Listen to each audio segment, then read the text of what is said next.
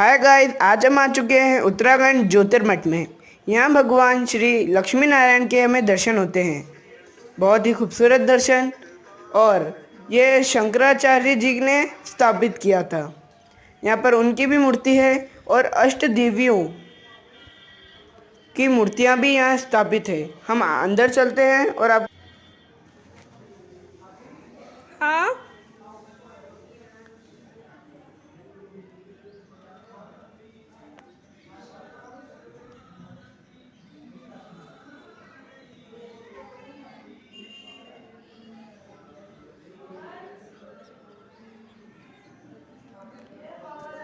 Hmm.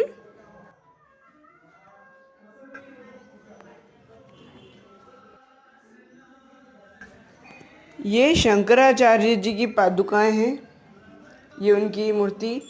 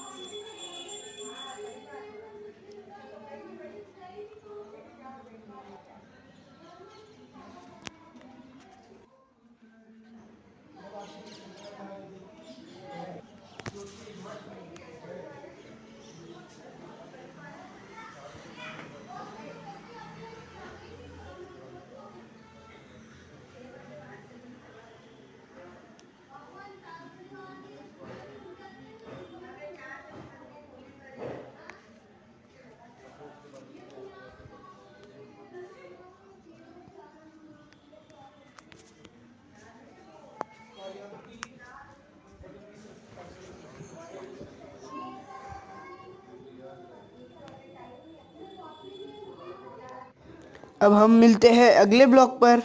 Thank you.